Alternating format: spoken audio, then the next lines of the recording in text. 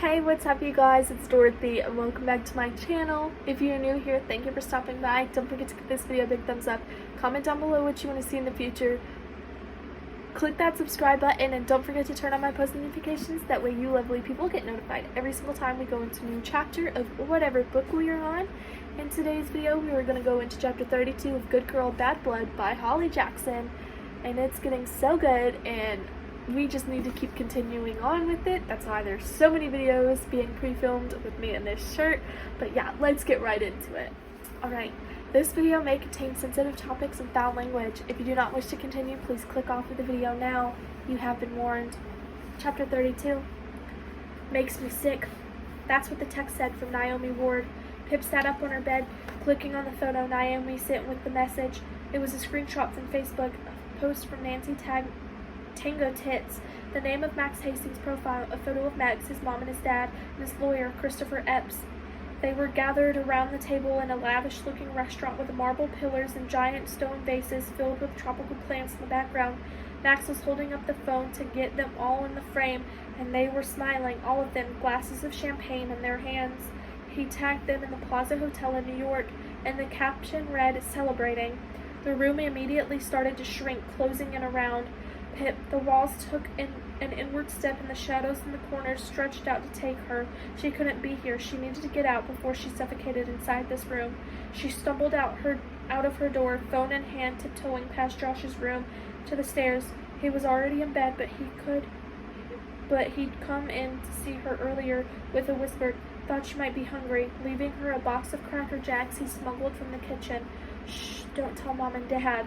Pip could hear the sounds of her parents watching television in the living room, waiting for their show to start at 9. They were talking, a muffled drone through the door, but she could hear one word clearly, her own name, quietly. She stepped into her sneakers, scooped up her keys, and slipped out the front door, shutting it silently behind her. It was raining, hard, spattering against the ground and up against her ankles. That was fine. That was okay. She needed to get out, clear her head, and maybe the rain would help. Water down the range until she was no longer ablaze.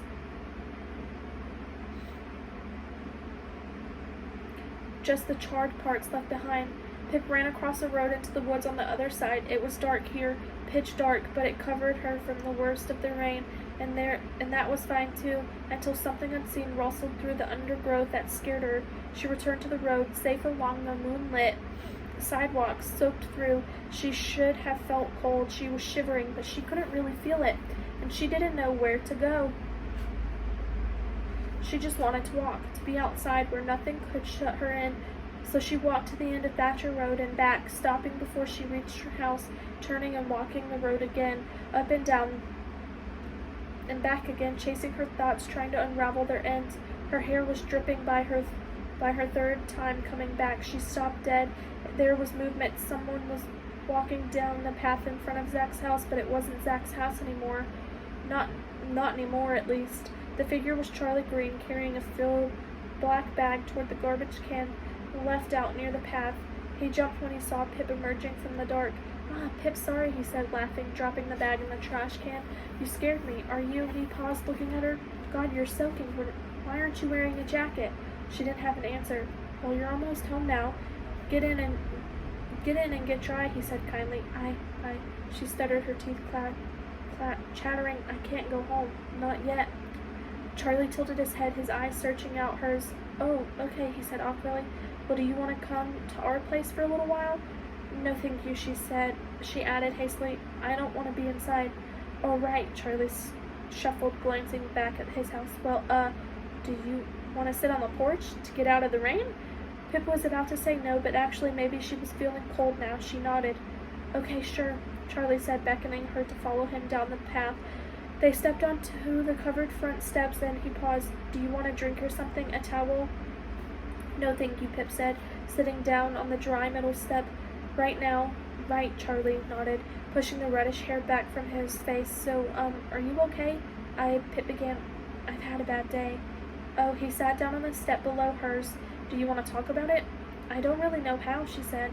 I listened to your podcast and the new episodes about Jamie Reynolds," he said. "You're really good at what you do, and brave. Whatever it is that's bothering you, I'm sure you'll find a way." They found Max Hastings not guilty today. Oh, Charlie sighed, stretching out his legs. Shit, that's not good. To put it lightly, Pip sniffed, wiping rain from the end of her nose. You know, he said, for what it's worth, the justice system is supposed to be this purveyor of right and wrong, good and bad, but sometimes I think it gets it wrong almost as much as it gets it right. I've had to learn that too, and it's hard to accept. What do you do when the things are supposed to protect you failed like that? I was so naive, Pip said. I practically handed Max Hastings to them after everything came out last year, and I truly believed it was some kind of victory that the bad would be punished because it was the truth, and the truth was the most important thing to me.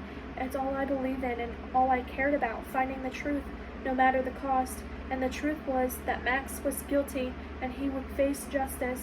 But justice doesn't exist and the truth doesn't matter, not in the real world. And now they've just handed him right back. Oh, justice exists, Charlie said, looking up at the rain. Maybe not in the kind that happens in police stations and courtrooms, but it does exist. And when you really think about it, those words, good and bad, right and wrong, they don't really matter in the real world. Who gets to decide what they mean? Those people who just got it wrong and let Max walk free. No, he shook his head. I think we all get to decide what good and bad and right and wrong mean to us, not what we're told to accept. You did nothing wrong. Don't beat yourself up for other people's mistakes. Pip turned to him, her stomach clenching. But that doesn't matter now. Max has won. He only wins if you let him. What can I do about it? She asked.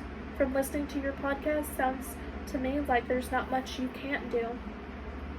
I haven't found Jamie. She picked at her nails, and now people think he's not really missing, that I made it all up, that I'm a liar, and I'm bad, and... Do you care? Charlie asked. Do you care what people think? If you know you're right? She paused, her answer sliding back down her throat. Why did she care? She was about to say she didn't care at all, but hadn't that been the feeling in the pit in her stomach all along? The pit that had been growing these past 6 months? Guilt about what she said last time, about her dog dying, about not being good, about putting her family in danger, and every day reading the disappointment in her mom's eyes, feeling bad about the secrets she was keeping to protect Kara and Naomi. She was a liar. That part was true. And worse, to make herself feel better about it all, she said it wasn't really her, and that she'd never be that person again, that she was different now. Good. And she almost lost herself last time, and it wouldn't happen again. But that wasn't it, was it? She hadn't almost lost herself. Maybe she'd actually been meeting herself for the very first time, and she was tired of feeling guilty about it, tired of feeling shame about who she was. She bet Max Hastings had never felt ashamed a day in his life. You're right, she said, and she straightened up, untwisted. She realized the pit in her stomach, the one that had been swallowing her from inside out, it was starting to go, filling in with until it was hardly there at all. Maybe I don't have to be good or other people's versions of good. Excuse me. And maybe I don't have to be likable. She turned to Charlie, her movements quick and light, desperate of her heavy clothes. Excuse me. Fuck likable. You know who's likable? People like Max Hastings who walk into a courtroom with fake glasses and charm their way out. I don't want to be like that. So don't, Charlie said, and don't give up because of him. Someone's life might depend on you, and I know you can find him. Find Jamie. He turned a smile to her. Other people not believe in you, but for what it's worth, your neighbor from 4 doors down does. She felt it grow to her face, a smile, small, flickering out after a moment, but it had been there. And it had been real. Thank you, Charlie. She needed to hear that. All of it. Maybe she wouldn't have listened to if it hadn't come from anyone close to her. There'd been too much anger, too much guilt, too many voices, but she was listening now. Thank you. She meant it. And the voice in her head thanked him too. No problem. Pip stood up out into the downpour, staring up at the moon, its light quivering through the sheets of rain. I have to go do something. That is the end of chapter 32. I will see you guys in the next video for chapter 33.